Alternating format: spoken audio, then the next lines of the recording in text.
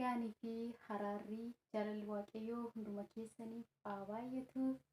Hordoftoota koo akkam jirtu nagaa keessanii galanni waaqayyoof haa ta'u baay'ee nagaa kooti.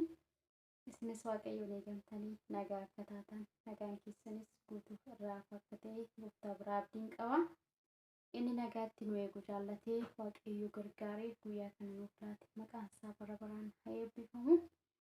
Akkam jirtu oolmaan guyyaa irraa sanbanni guyyaan boqonnaa guyyaan gammachuu akkamiin darbaa jira isin bira na bira baay'ee bareedaadha gooftaan ulfaatu. Egaa akkuma beekamu guyyaan sanbataa guyyaa kabajamaa guyyaa jaallatamaa guyyaa mo'ichaatiif guyyaa gammachuuti. Isa kana immoo gooftaa keenya Yesuus Kiristoos irraa guyyaa gammachuu ta'uusaa hubanneerra guyyaa mo'ichaa ta'uusaa hubannee jirra. Galanni waaqayyoof haa ta'u. Gooftaan keenya Yesuus guyyoota ja'an hundumaa hojjetee wantoota uumuu qabu hundumaa uume gaafa torbaffaa taa'ee hin boqote. Utuma taa'ee boqotu immoo wantoota guyyaa ja'an sana hojjetee taa'eetu gaarii ta'uusaa ilaale. Gaafa ilaalu garuu gaarii ta'uusaa itti mul'atee hin gammade. Kanaaf guyyaan sanbataa guyyaa boqonnaati, guyyaa gammachuuti.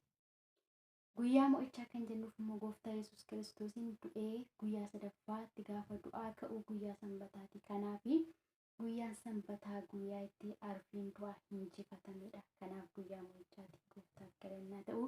Nuufis immoo guyyaa gammachuuti, guyyaa mo'ichaati.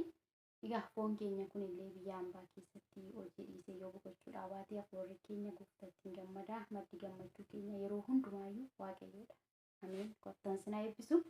Tole viidiyoo koo guyyaa har'aatiif namoonni haaraa taatanii maatii naaf ta'a sabiskiraayib gochuudhaan maatii yuutuuba kootti dabalama.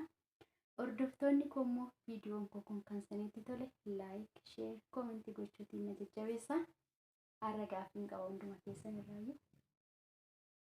Egaanis yuutuubii kanarratti eegan hojjechuu qabee tureera. Ammas mul'ata hojiin qaba. Haa ta'uyyuu malee isin hordoftoonni koo maal jettu waa'ee kootiif, waa'ee hojii kootii fi koomentii isinirraa barbaada. Gaaffiin isin gaafachuu dhufe jechuudha. Hojiin ani yuutuubii koorratti hojjechaa jiru isin gammachiisaa jira. Na waliin namoonni adeemaa jirtanii yaada akkamii naaf qabdu koomentii jalatti yaada bal'aa naaf kaa'aa isiniin jedha. Anis har'a hojii yuutuubii irratti hojjedhu firiisaa ilaaluu waan barbaadee fi qabeenyi koo yookiis gammachuun koo miidiyaa kanarratti isinidha malee doolara nama yuutuubii irraa lakkaa'aa jiru miti jechuudha. Kanaaf isin immoo maal jechaa jirtu waa'ee hojii koo kanaatiif yaadan isinirraa barbaada. Koomentii naaf kaa'aa.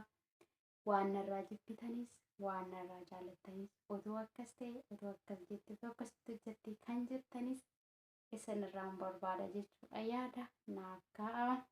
Waaqayyo isin haa eebbisu. Baay'ee isin jaalladha. Isin kabajaa.